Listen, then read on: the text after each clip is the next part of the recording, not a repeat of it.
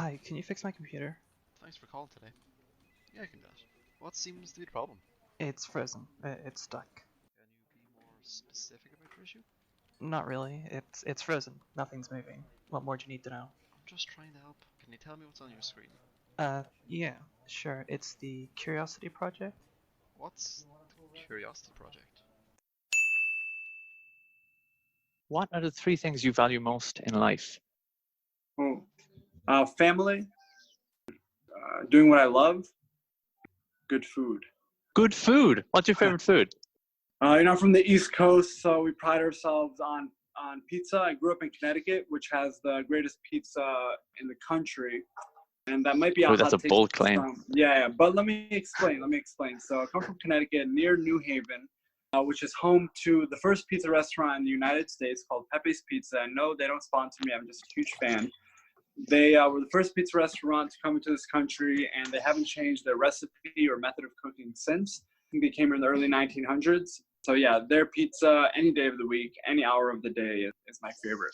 Yeah, I love it. Tell me a memory which shaped you. Filmmaking is a huge part of my life. Growing up, my parents had like one of those old VHS style cameras for family vacations and any sort of family event, birthdays, anniversaries, parties. And I remember picking it up for the first time, not knowing what I was doing. In fact, the zoom function was zoomed all the way in. And I was just recording, burning through tape, not recording anything specific. And I remember plugging the camera directly into the TV. It was like a three-pronged outlet into the camera for like audio and visual, and then three-pronged outlet directly into the TV. Did yours have the colors, like the Yes, blue, exactly. green, red? Amazing. Yeah, I had Yeah. I had a very similar camera. Yeah. Yeah. It was like white for video and like yellow and red for both sides of the stereo audio.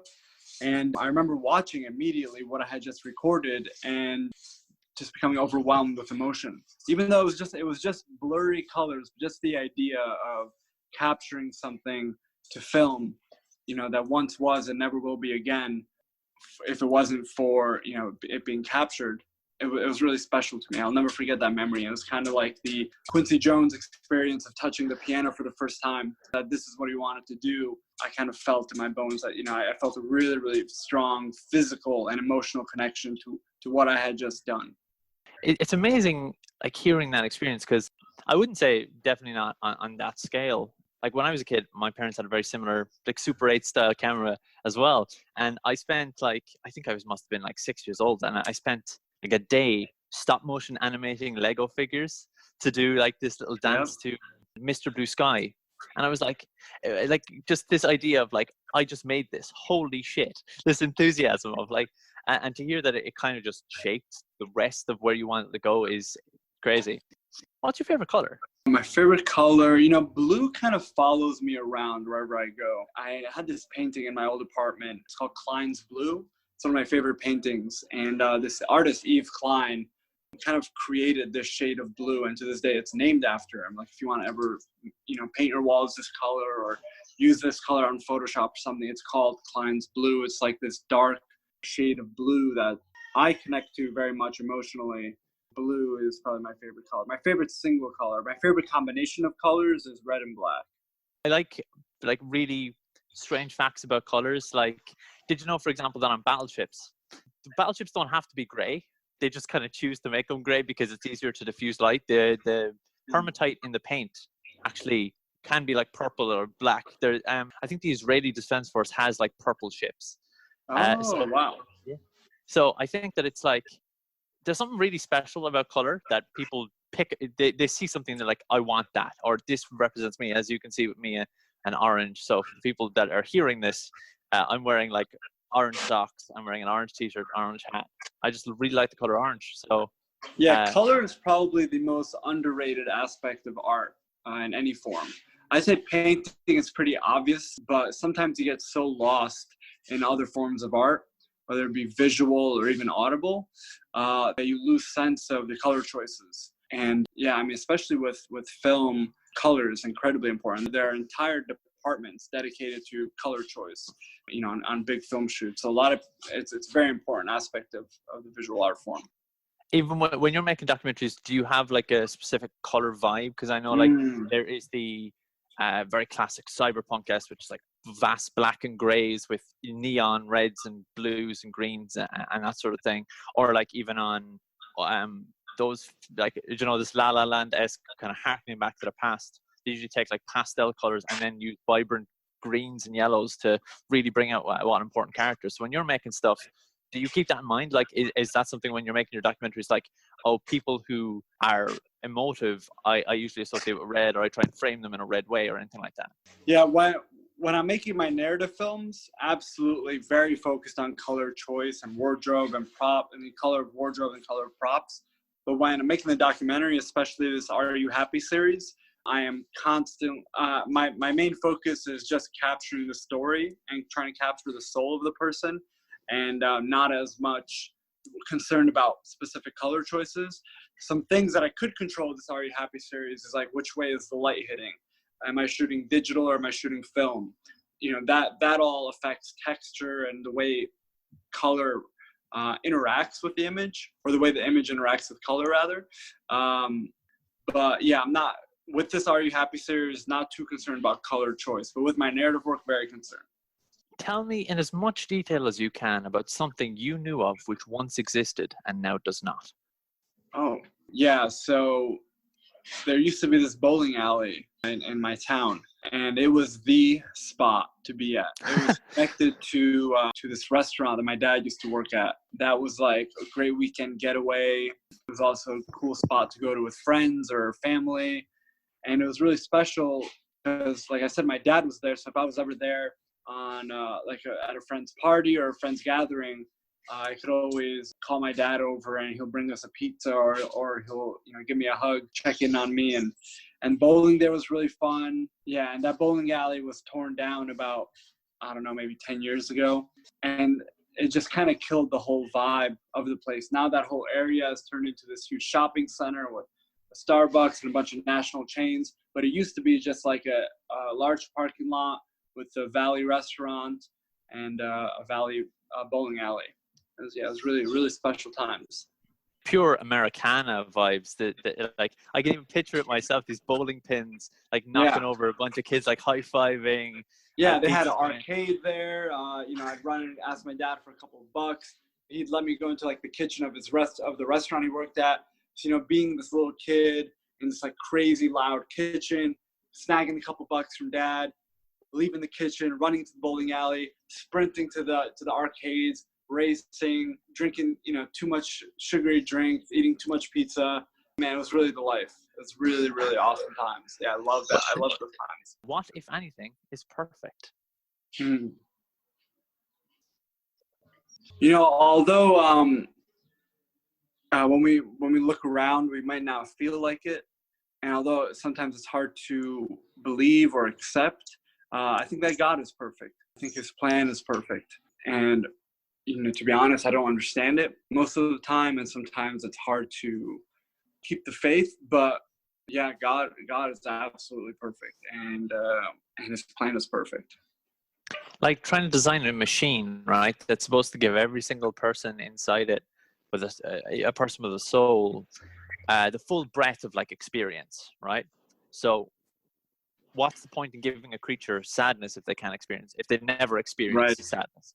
Or what's the point in giving a creature, like, we have this massive array of emotion, and so obviously any plan which tries to in some way or another fit each one of those creatures' experiences, make them all happen and give them a life, is something that I guess has to be perfect, right? Because it is trying to. So that's a really interesting answer. Who is your favorite character from fiction of any kind? That's a good question. I'm gonna stick with literature. I'm not gonna go like to movies because that would just be way too many options. I really like Quoth from the Kingkiller Chronicles. It's a fantasy series by Patrick Rothfuss. The main character's name is Quoth. He's this orphan kid who tries to master elements of nature and harness them. And he's just really passionate about his craft and really smart and dedicated. And he's also a lover. You know, he believes in love. He's really tough. He's a great fighter, but he's very compassionate. and he's very dedicated to love. And I like books and characters who believe in love and who fight for love. Some of the best shows, if you look at them from that perspective, are really all about love. Like one of the most underrated characters I think of all time is Wilson from the House MD, because it's like the dude just wants his friend to be happy for 5 seasons before he snaps, and it's Wow. like, yeah, it's like shit. That's love. Like obviously people always talk about the cliche, like 16, 17 words for love in X language or Y language, but like we have one that's so versatile. I think we should be pretty grateful for that. What fascinates you? Fascinates me. I mean, dude, there's so many. I'm constantly in my head. There's so many things that fascinate me, like the nature of our reality, like what, although it sounds really out there, like what is real and whose dream is it? And, pure Descartes. I like it. Yeah, right? yeah. Like, Nice. who are we? Whose are we? Who are we called to be? That fascinates me. That's what I think about all the time. And then with this Are You Happy series, I've kind of learned that so much of our emotional state is relative. And maybe that's why the question works, is because we don't really ask ourselves that question. We don't take the second to think about, whether or not we're happy right now. We just kind of go with the flow, which is fine. But, in terms of relativity, it fascinates me because I'm happy right now, but I could have an experience tomorrow that pales in comparison to what I'm experiencing today, where I could look back, so I could experience something tomorrow where I look back on what I experienced today and say, no, actually I wasn't happy. I was actually very angry. Or I could look back at a whole year, and think during that year I could be in love and I could be at top of the mountain, and then look back on it and have a completely different perspective on it. So relativity fascinates me. The nature of our reality fascinates me. The future fascinates me. Where are we going? Will we be okay? The truth fascinates me. The fact that there's 3 sides to every story. There's your side, there's my side, and there's the truth. And the truth is something we'll never be able to know because, we're so marred by our perspective on it.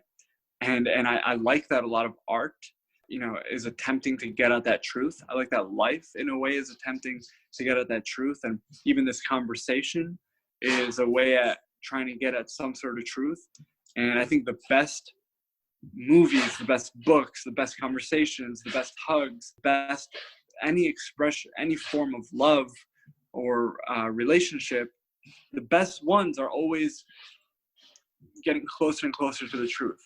And when you've seen a really great movie, or when you've had a really great time with a friend, you feel like you've maybe even touched it, you maybe even peeked at it. A lot of things, dude. A lot of things. Thanks. That's a good way to be, though, isn't it? Because imagine asking that question, being like, I don't know. Because but I think everyone has something. I think if you dug deep enough, everyone has something that's like, this blows my mind. Yeah. That's why this Are You Happy series works, is because there's 7 billion stories. People are like, when are you going to run out of stories? Never. Because every single person has a story. It's just a matter of shutting up and letting them talk, because people want to talk. People want to tell you their story. It's just a matter of you just looking at them and listening, like asking one question and then just listening. And even when they stop talking, when people stop talking during my interviews, I just don't talk back until they fill the silence. And they'll get into that habit during our conversation, and before you know it, I'm in their homes, and I'm meeting their children, and I'm sleeping over. What other job would you like to do if you weren't doing this? I'd probably do something more design related, product design, architecture. Very interested in design. I probably will do that at some point in my later life, God willing. I live that long, but I definitely I'm fascinated with physical design, like product design, architecture, that kind of thing. What is your most prized physical possession? I went through a period of collecting and holding on to things. I was gonna, my first response is gonna be, oh, my camera. I can't live, kind of like Velma and Scooby-Doo says, my glasses. I can't see without my glasses. I was like, my immediate reaction was my camera. I need my camera. My first camera. I can do without my first cameras. But to be honest, I just learned that, especially the camera, it's just a tool.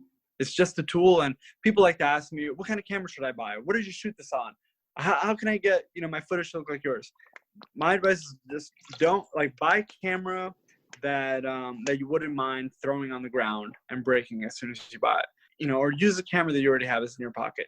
I've broken so many cameras. I've lost so many cameras. I really don't hold anything physical. It's not, I'm still young, so I'm sure there will be things, but I try as much as possible to let go of the physical. When it comes like clothes, I do like a capsule wardrobe, which is I have like 7 of the same outfits. I'm doing yard work right now, so I just have like dirty clothes, but I have 7 of the same outfits I wear 7 days a week. It's really changed my perspective on owning clothing. My cameras, like I said, I treat them kindly, so they don't break, but I'm not like my precious camera. And I travel a lot, so I'm not tied to any specific home. There are I have a backpack that I carry with me because I'd be devastated if anyone ever saw it, because it's love letters, it's notes, it's birthday cards, it's poetry, stories, It's memories. I've written, memories. And I feel like everyone has some form of this stash. I'd be sad. I'd be sad if that were to disappear, because those things do hold sentimental value for me. But what are you gonna do? Let's talk about, are you happy? So this is like, even the concept is like, imagine walking in, you're after like a 12-hour shift, you're like sweaty, you're like really uncomfortably sad, it's like a pissing rain, and like your boss is at being a dickhead, and you're like walking down, and then you see this dude, and he comes up to you, and it's like, are you happy? Like, the concept is wild. Where did that even come from? Great question. So, like I said, I'm a lover of film. I love telling stories. I truly believe that everyone's got a story to tell. And, my beliefs on these, my philosophy on film, coupled with an experience I had watching this film from the early 60s called Chronicle of the Summer. This is kind of where all this came from. This film originated the term cinema verite, which is French for real film, which is like a whole wave of filmmaking that started in France and went all around the world that, had really raw, emotional, truthful storytelling with, perhaps there was no script for the film. You think of like John Cassavetes' film, or the dialogue was improvised. You think about like Truffaut. These are all inspired by this new wave, or like cinema verite wave of filmmaking. And this film, Chronicle of the Summer, is what started it all, because it's 2 non-filmmakers, a psychologist and an anthropologist. They buy a 16mm camera, which was like almost the cheapest. It's like right after 8mm. It's like one of the cheapest cameras you could buy if you wanted to make a movie. And one of them went on one side of the street, the other on the other side of the street. While the other was rolling, the other one with a microphone in his hand asked everyone that passed by in the streets of Paris that question: are you happy? That movie, what makes it really special is that, kind of like what I try to do and don't achieve as well as this film, but after meeting the person on the street, all of a sudden you're in their house and you're at their dinner table, and they're talking about something like completely unrelated. Say they talk about how, they've fallen in love with this woman that they work with. And then, this is just a random person they saw on the street. Now you're hearing about a crush they have at work.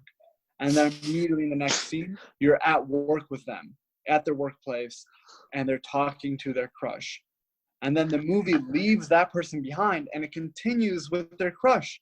And they follow that person down the street, and they see where they live and who they meet. It's a beautiful, beautiful movie. And there's a twist ending, of course. And that twist ending is what I intend to do at the end of all this series, which, spoiler alert for all those listening, but the filmmakers, you're watching the movie, blah, blah, blah.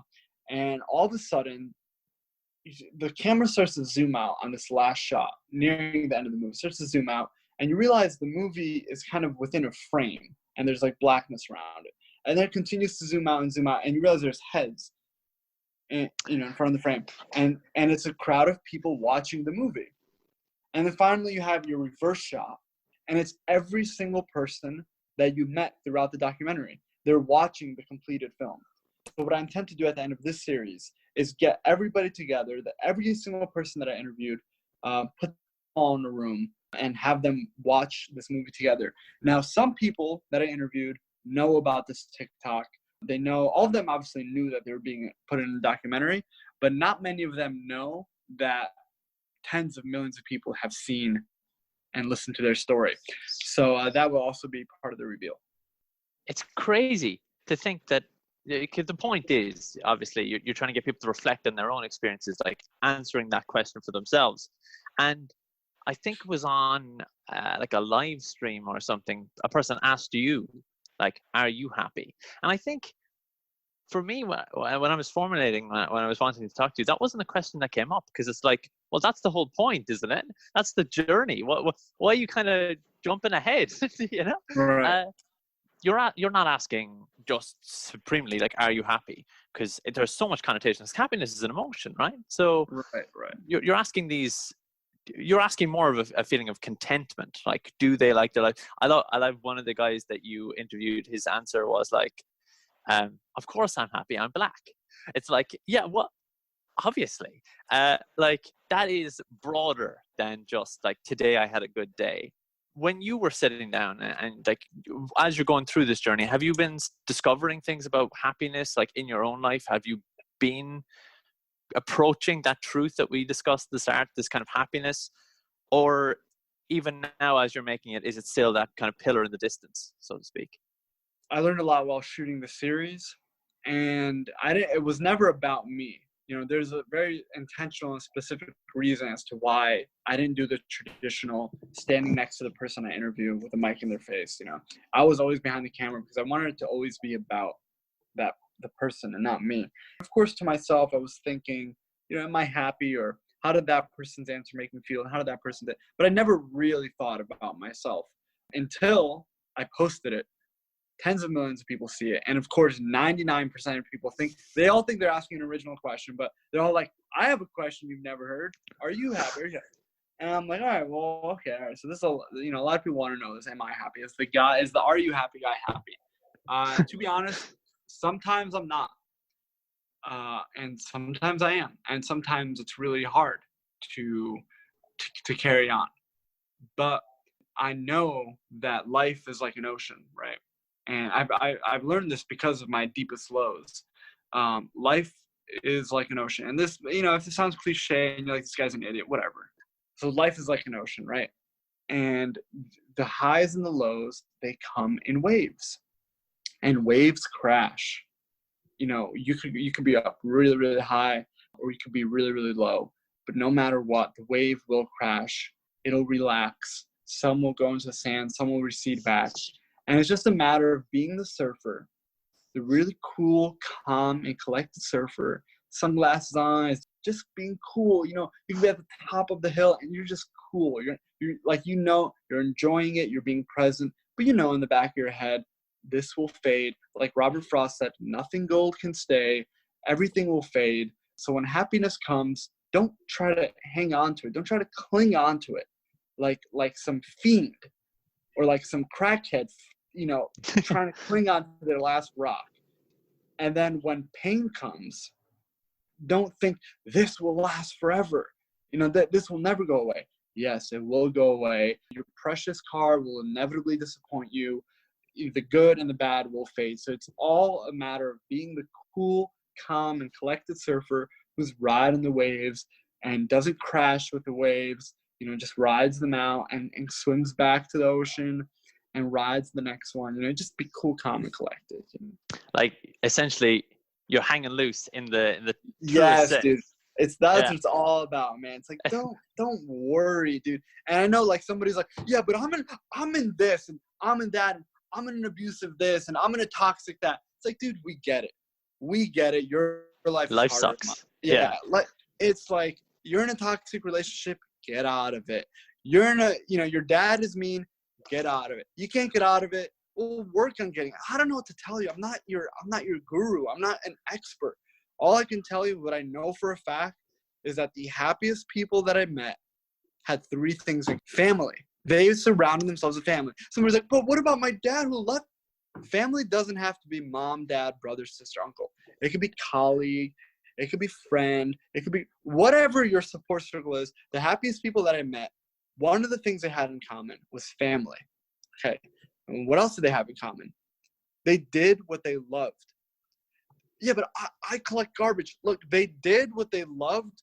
Or people put too much emphasis on, I want to major in this because it's my life passion. Or, you know, I don't want to do anything other than my life passion. Look, I know a lot of people who deliver mail, who work as plumbers, who have these very important jobs integral to our society, and they couldn't give two shits about it. And they go home and they work on their Legos, or they work on their book, or they work on their project, and that's their passion. Do they want to be, the people whose passion is guitar? Are they dreaming about leaving the plumbing industry and being the rock star? No, they love playing guitar, and that's about it. So that's another thing all these people have in common. It's passion, it's family, and the other, I kind of touched on it, but it's having a job, having something that is bigger than you. Yes, you have your family, you love playing guitar, but what are you doing for those around you? What are you doing for your community? What are you doing for your family? Are you providing? And if somebody's providing for you, what sort of service are you offering?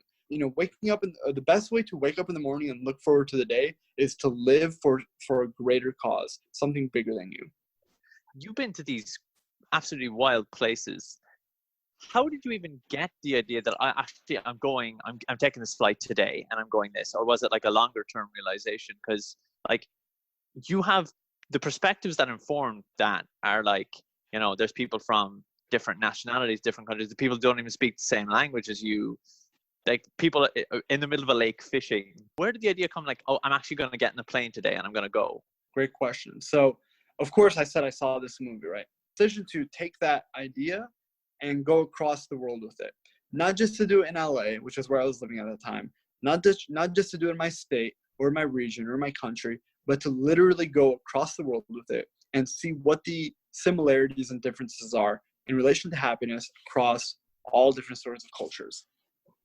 Now, one thing you have to know, Tessa, is that when I was making this, a lot of people don't know this, when I was making this, I truly believed no one would ever see it. I had no idea that anyone would ever be interested in it.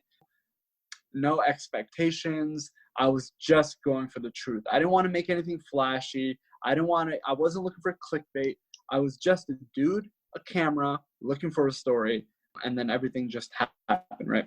So how did I make the decision to actually book the flight? Yeah, so I quit my job to pursue this. I had a great full-time job, great apartment. Tessa, when I think about it, I'm like, was it worth it? Was it really worth TikTok?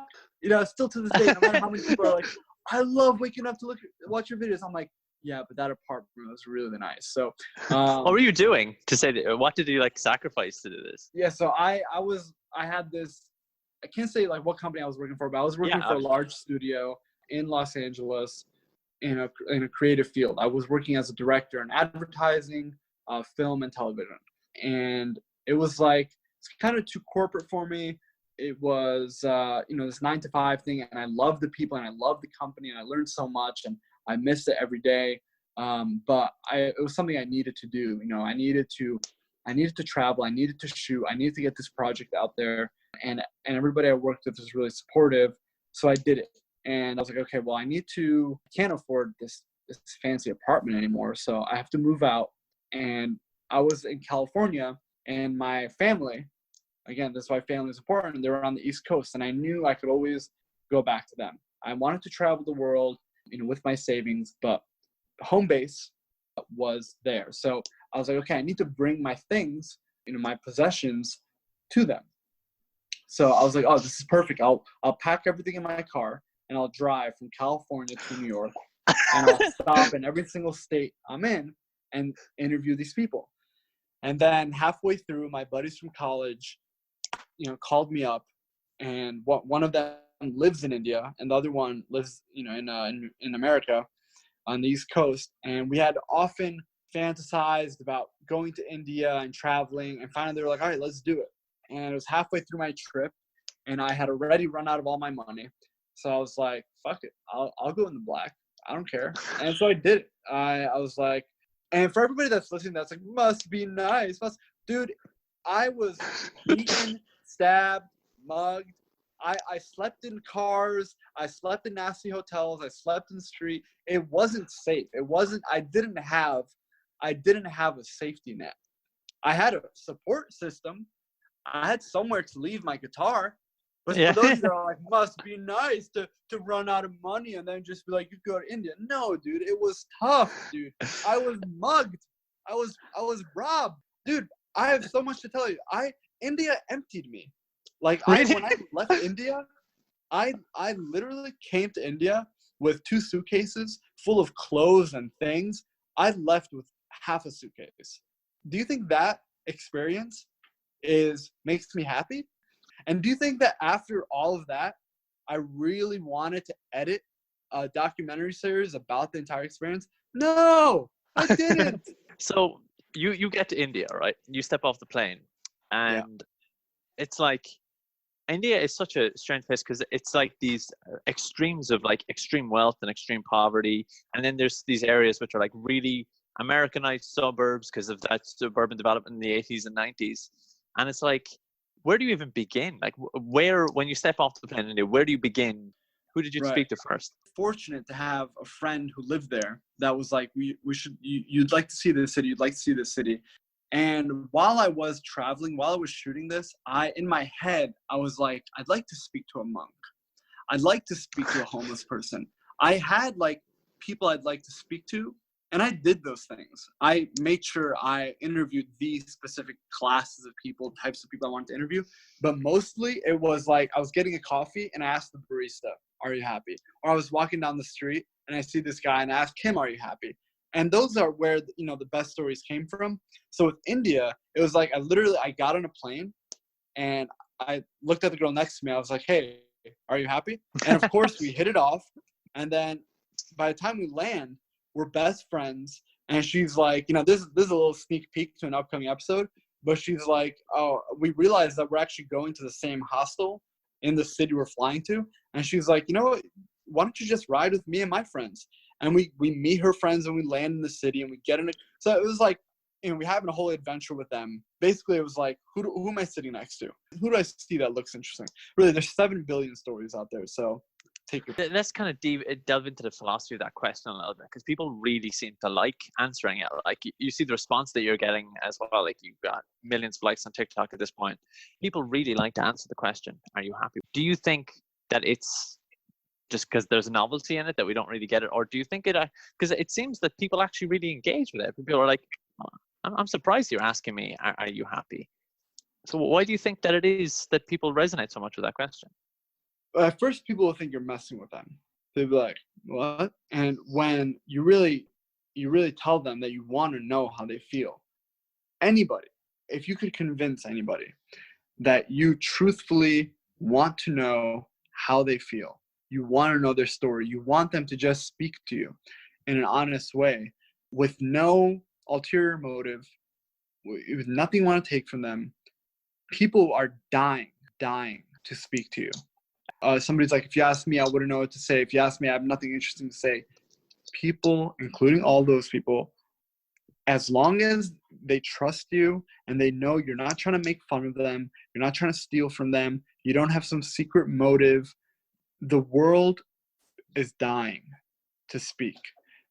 How many people did you interview for this? About 100 people.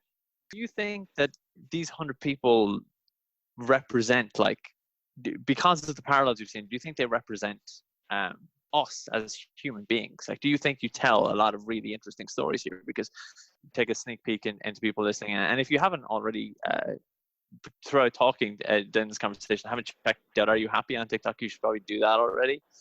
There's this one story where you come across this girl and she's like, I ran away from my parents. Yeah, so my intention is not to tug on heartstrings. My intention is not to make you cry. My intention is not to make you smile. My intention is not to make you happy. My intention is not to make you sad. My intention is not to even make you question whether or not you're happy. My intention is very, very simple. I just want to tell people stories, whether that's a moving story about a girl who ran away for love, or a guy that's just walking down the street and is like, I just like to do nice things for my wife.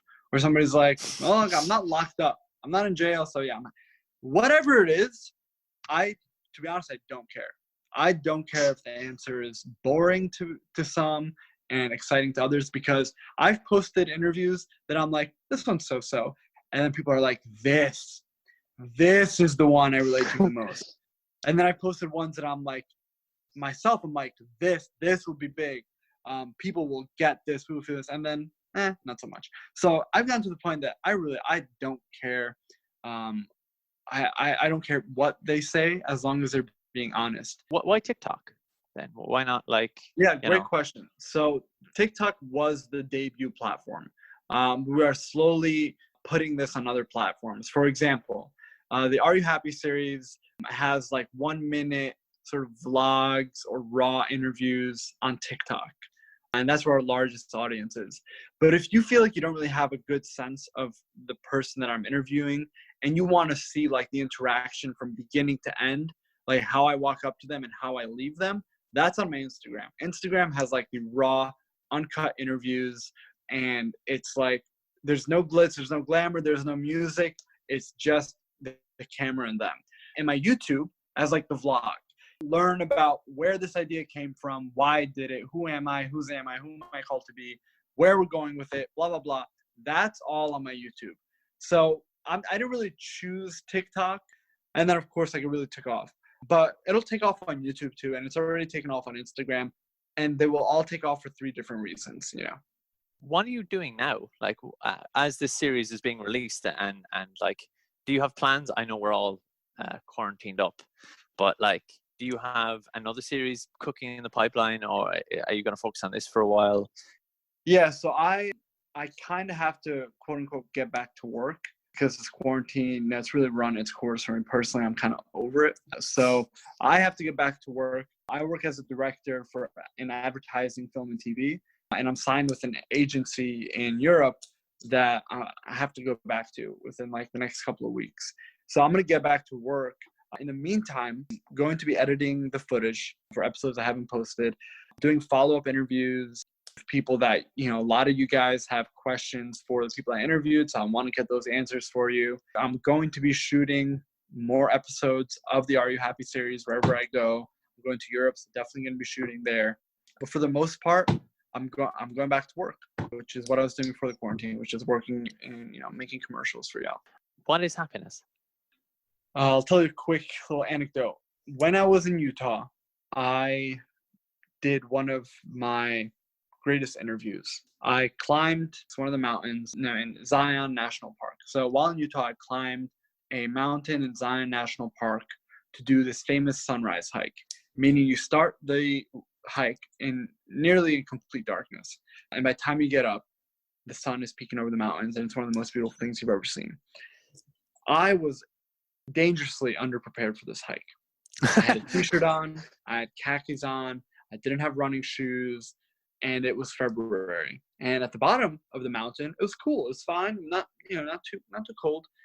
About 30 minutes later, I'm on icy paths, incredibly narrow, with over 100-foot drop, and I'm freezing. I was so afraid that I turned the camera toward me and I said my goodbyes to my family in case something happened. So I finally make it to the top of the mountain. I'm freezing. I can't feel anything. I can barely put my camera on. But I see this guy at the top of the mountain, and I was like, all right, I gotta ask this guy, because this guy I'm here now. We talk. And Tessa, I tell you, this was the greatest interview that I did.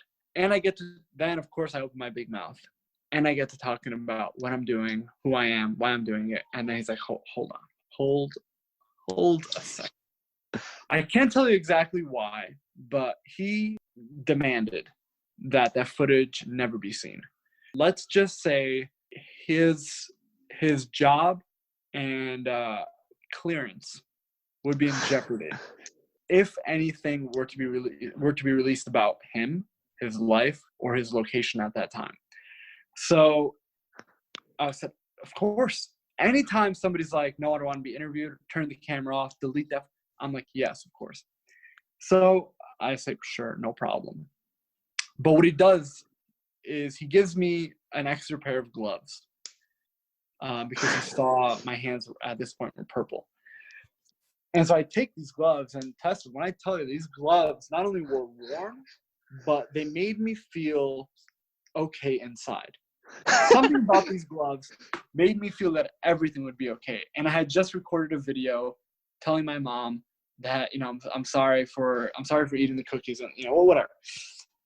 And then he looked down at my shoes and he's like, kid, you're going to lose your life over those shoes. So he gives me these grips that I could put on. It's like these like rubber things that I put over my shoes. And Tess, when I tell you, not only did these things give me grip, I felt a magnetic pull to the ground. I felt that no matter what, I wasn't falling off anything that day. And so we get to the bottom of the mountain. We say our goodbyes. I give him his gloves back. I give him his grips back. And then as I'm about to leave, he gives me another little come here. I'm like, oh God, what now, And he's like, I want you to have this. And he gives me a jacket.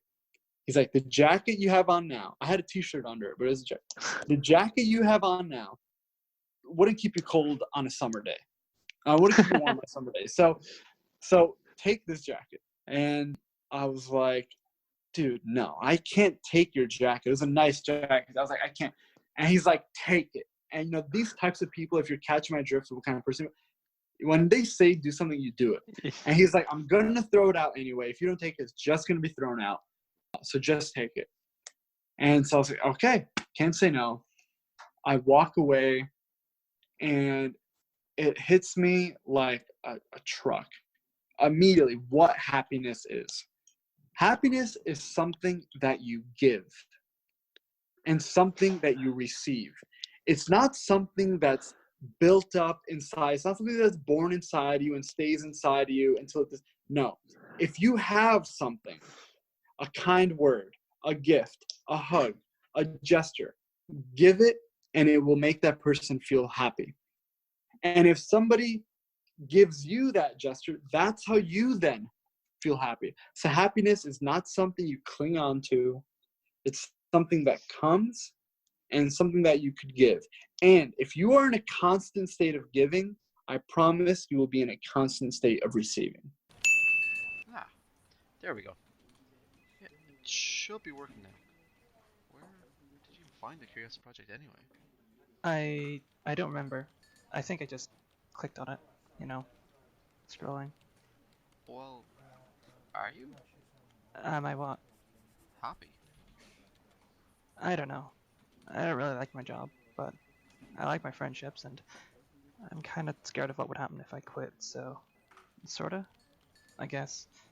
What about you? Well, yeah. Good job. Some good friends. Great girlfriend.